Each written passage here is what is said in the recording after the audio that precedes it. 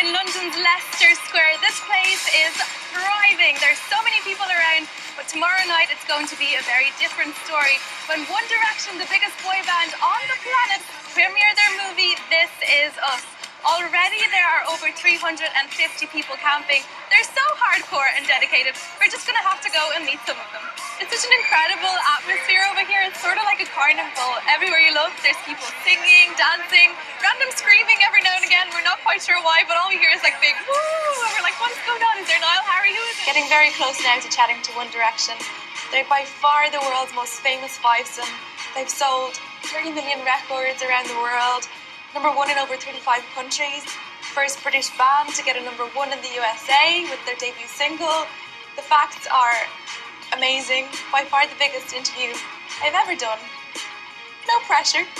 Just gotta go in there and rock it. I've tried so hard. I've been here for 2 days to meet him because I love him so much.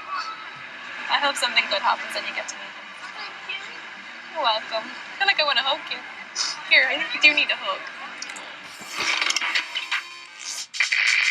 Well, from one superstar to many more, Ivan and I got the chance to catch up with some childhood heroes. They do the jig, they're Irish, they're called Bewitched, and we were just amazed by them. Check it out. Well, you know what? Sophie couldn't face up to the challenge, and I don't blame her, because if that was my Do You Dare challenge, I'd be crying too. It's time for Do You Dare. Do you dare? I should say I don't hate cheese, but if it was something I like to eat cheese. If it was something I didn't like, I'd be like, no way, Jose. Well, Ivan here had to do a bit of tap dancing last week, so let's see how he got on. Sorry. In honor of World Book Day, we are asking, what is your favourite book? Connie and Laura is far last. If the guys at home like what they see, is there anywhere where they can check you guys out or have a look? Yes, we have a Facebook account. It's just facebook.com/White Chalk. Excellent. Brilliant. Well, you play some music there. We'll get dancing, and you guys check this out. You call her my Kelly Mongan. Are you like protective of her? Yes, I am, of course. Because she's with child. I love my...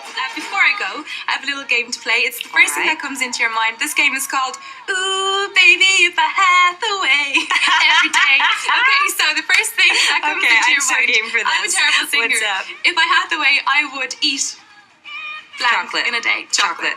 Fly to? Where would you I just go? thought of Rio, so I'm going to say Rio. What would you watch? Oh, on TV right now I watch Scandal. I'm behind on my episodes and I'm dying to know what happens to Olivia. Today is my first trip back to Malayat in almost 10 years.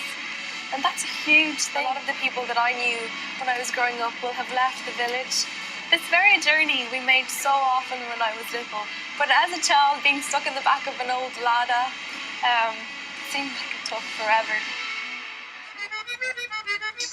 One thing that life here in the village always throws up is getting your hands dirty and mucking in when someone needs your help.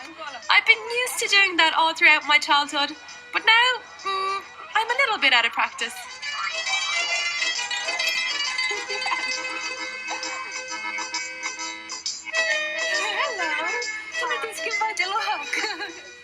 Back in the day, I used to play for hours on end with my oldest friend Dana.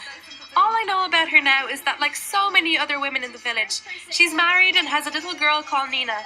Imagine that. It's so different to my own life.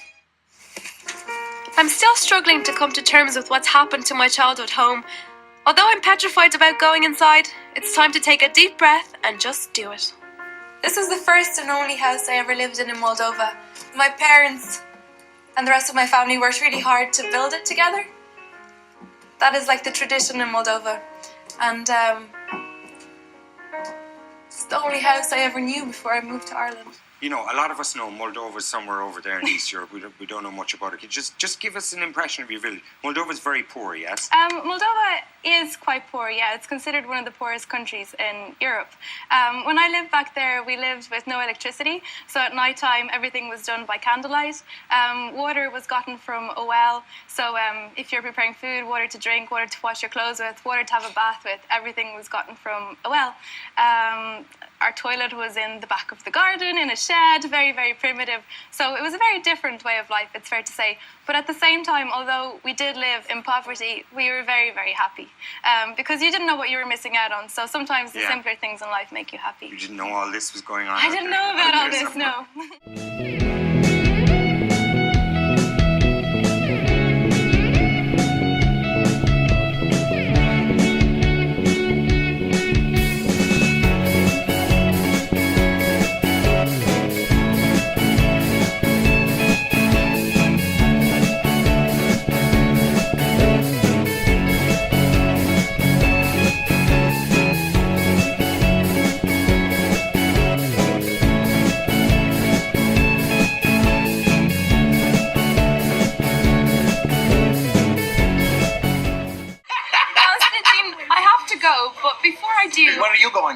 I have to leave. Very You were nice. the best interviewer ever. Thank you guys. Mwah.